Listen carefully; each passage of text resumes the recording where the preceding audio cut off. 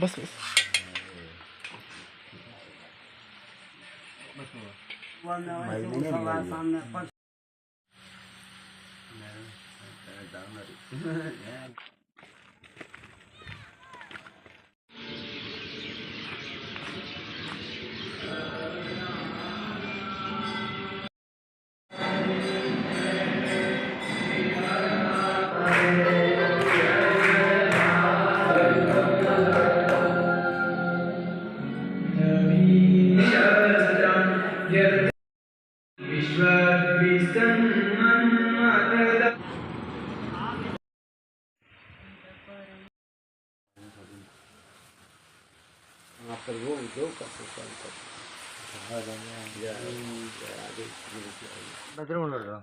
അവിടെ സ്ഥലമില്ല, കുഴിയ നറുക്ക്.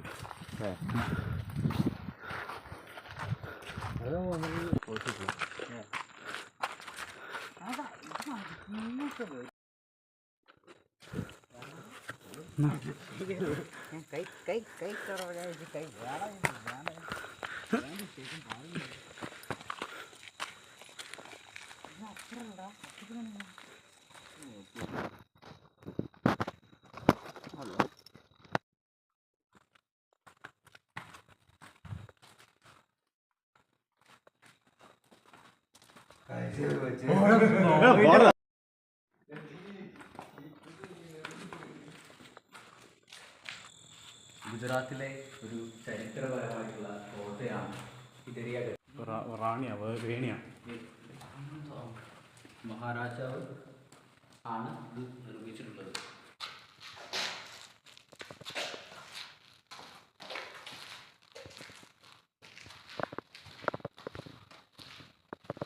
ഇത് അതുപോലെ തന്നെ ഇതിന് ഗ്രാനൈറ്റ് ഇല്ലേ, ഇത് ഇവിടുത്തെ പാറകൾ നിന്ന് എടുത്തിട്ടുള്ള പീസുകളായതുകൊണ്ട് തന്നെ അതിൻ്റെ ഒരു കണക്ഷൻ വരുന്നുണ്ട്.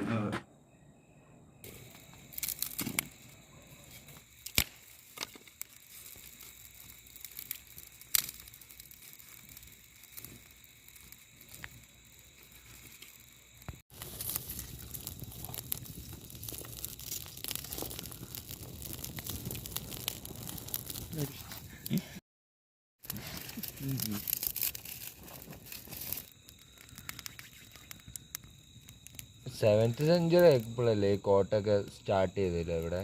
7th സെഞ്ചുറിയിൽ നമ്മുടെ ഇന്ത്യയിലെ ഏറ്റവും പഴക്കേറിയതും അതുപോലെ തന്നെ വലിയതുമായിട്ടുള്ളൊരു ട്രൈബ് ഉണ്ട്, ബിൽസ് എന്ന് പറയുന്നത്.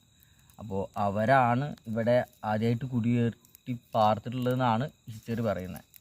ഈ കോട്ട കെട്ടിയ തുടങ്ങി വെച്ചാരാവില്ലേ? മോഡിഫിക്കേഷൻസ് ഇങ്ങനെ കുറേ വന്നിട്ടുണ്ടാവും, ഇതൊന്നും തുടക്കം ഉണ്ടാവുമല്ലോ, അതാരാവും തുടങ്ങി?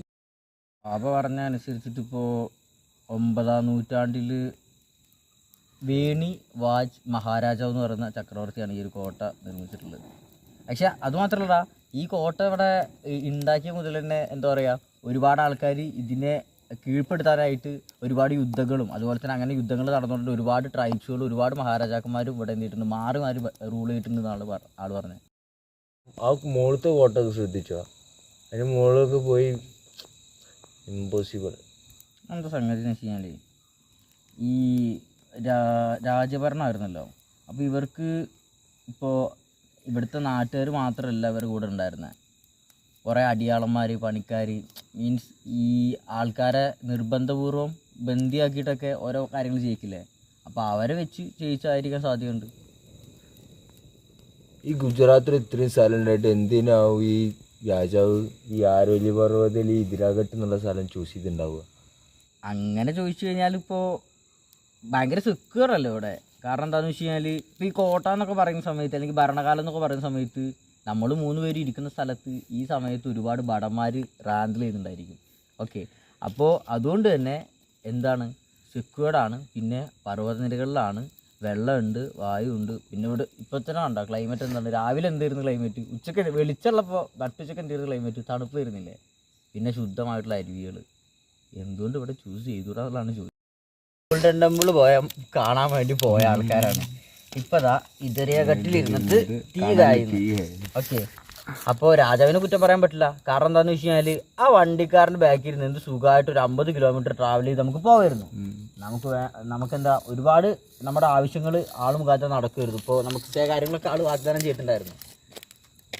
എന്നിട്ട് ആ സാധ്യതകളൊക്കെ ഒഴിവാക്കിക്കൊണ്ട് ഈ സ്ഥലം കണ്ട് ഇറങ്ങി നമ്മൾ വന്നെങ്കിൽ രാജാവിൽ മെന്റൽ സാറ്റിസ്ഫാക്ഷൻ പറഞ്ഞ സംഭവം ഉണ്ടല്ലോ, പിന്നെ അങ്ങനത്തെ ഒരു സ്ഥലമാണ് ഇപ്പം. അത് എല്ലായിടത്തും കിട്ടുന്നത്. ഇവിടുത്തെ ആൾക്കാരൊക്കെ നല്ല സ്വഭാവം ആൾക്കാരാണ്. മീൻസ് നമ്മൾ ഒരു ബുദ്ധിമുട്ടിക്കണം എന്നുള്ള മെൻറ്റാലിറ്റി, നമ്മളെ പറ്റിക്കണം എന്നുള്ള മെൻറ്റാലിറ്റി ഒന്നും ഇവിടുത്തെ നാട്ടുകാർക്കില്ല. പാവങ്ങളാണ്. ഇത്ര നാട്ടുമ്പുറാണെന്ന് പറഞ്ഞാലും ആ കാര്യത്തിലേക്ക് ഭയങ്കര ഇഷ്ടം.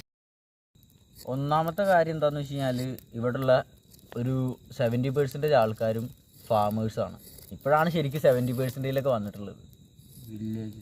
അപ്പോൾ ഫാർമേഴ്സ് പറഞ്ഞു കഴിഞ്ഞാൽ അറിയാലോ, ഒരു കർഷകന് ഉൽപ്പാദിപ്പിക്കുക അല്ലെങ്കിൽ വിളകൾ വിതക്കാനും അത് കൊയ്യാനും മാത്രമേ അറിയുള്ളൂ. ഒരാളെ അപഹരിക്കണം, മറ്റൊരാളെ ചതിക്കണം അവരുടെ ബ്ലഡ് ലൈനിൽ പോലും അങ്ങനെ ഇല്ലല്ലോ. അല്ല ഇന്നിവിടെ സ്റ്റേ പരിപാടി. രാജാവ് നിന്നെങ്കിൽ നമുക്കൊന്ന് നിന്ന് നോക്കാം. അറിയണമല്ലോ എന്താണ് ഇതരിയാകട്ടിൻ്റെ നൈറ്റ് മൂഡ് എന്ന്. അനക്ക് തന്നെ പിന്നെന്താ സംഭവം ശരിയാക്കത്തിന് കുറേ ആൾക്കാർ യുദ്ധം ചെയ്ത് മരിച്ച സ്ഥലമാണ്. അതൊക്കെ ഓക്കെ. എത്രയോ ആൾക്കാർ, ലക്ഷങ്ങൾ ആൾക്കാർ ഇവിടെ മരിച്ചിട്ടുണ്ടാവും. എത്ര 7 to 9 വരെ സെഞ്ചുറി ഇവിടെ ഫുള്ളി യുദ്ധമാണ് ഈ കോട്ട അടക്കാൻ വേണ്ടിയിട്ട്. പക്ഷെ വേറൊരു കാര്യം ഉണ്ടാ, ഈ മരണത്തിന്റെ കേസ് പറയുകയാണെന്നുണ്ടെങ്കിലല്ലോ ശരിക്കും ഇപ്പോൾ ഒരു സിമ്പിളായിട്ടൊരു ചാപ്റ്ററാണ്. ഇപ്പോൾ നമ്മളിതാ നമുക്ക് നോക്ക്, ഇപ്പോൾ ഒരാൾ ഒരു 50 വയസ്സ് 60 വയസ്സ്, ഇപ്പോൾ ഞാനും ഇതൊക്കെ ഇപ്പോൾ ഒരു 40-45 അല്ലെങ്കിൽ ഒരു 50 കൂട്ടിക്കോ, 50 വരെ നമ്മൾ ജീവിച്ച്. പക്ഷെ ജീവിതം കണ്ട് കഴിഞ്ഞ് നമ്മളങ്ങോട്ട് മരിച്ചങ്ങോട്ട് കഴിഞ്ഞ് കഴിഞ്ഞാൽ പിന്നെ കണ്ട് നോക്ക്, പിന്നെ ഒരു ബ്ലാങ്ക് ആണ്. പിന്നെ നമുക്ക് ഇവിടെ ഒരു റോളും ഇല്ല.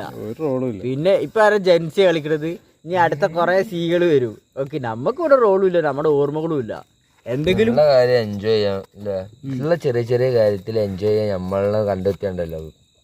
അത് തന്നെ വേണ്ടേ. അല്ലാണ്ട് വേറൊരാൾ നമ്മളെ കുറിച്ച് നല്ലത് പറയണം എന്നാലേ നമുക്ക് സന്തോഷിക്കാൻ പറ്റുള്ളൂ എന്നൊക്കെ വിചാരിച്ച് വരുന്നുണ്ടല്ലോ.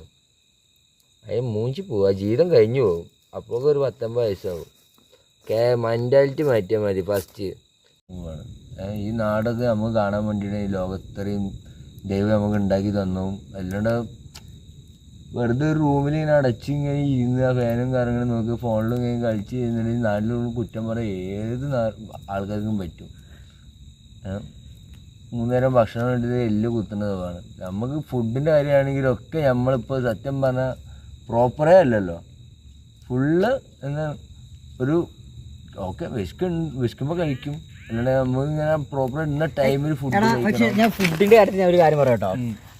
ഫുഡിൻ്റെ കാര്യത്തിൽ പറയാനുള്ള കാര്യം എന്താണെന്ന് വെച്ച് കഴിഞ്ഞാൽ നമുക്കിതാ നമ്മുടെ നാട്ടിലൊക്കെ നമ്മളൊരു റൊട്ടീൻ അനുസരിച്ചിട്ടാണ് ജീവിക്കുന്നത്. നമുക്കൊരു ലൈഫ് സ്റ്റൈൽ, അല്ലെങ്കിൽ ഇപ്പോൾ ഒരു മണിയാകുമ്പോൾ ഫുഡ് കഴിക്കുന്നു, അല്ലെങ്കിൽ രാവിലെ വീട്ടിൽ നിന്ന് ഇറങ്ങുന്ന സമയത്ത് ഫുഡ് കഴിക്കുന്നു, അങ്ങനെയൊക്കെ കഴിച്ചിറങ്ങുന്നത്. ശരിക്കും അങ്ങനെ ഓർഡറായിട്ട് കഴിക്കേണ്ട ആവശ്യമില്ല.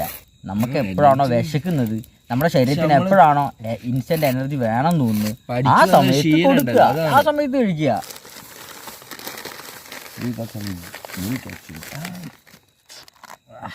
പൊളിക്കിട്ടോ. ഞാൻ ഒരുപാട് ഇന്നലെ പറഞ്ഞപ്പോൾ ഒരുപാട് ഇങ്ങനെ എക്സൈറ്റഡ് ആയി. ഇങ്ങനെ ആയിരിക്കുന്നു പറ്റുന്ന ഐഡിയ സജി ടെക്നോളജിയാണ്.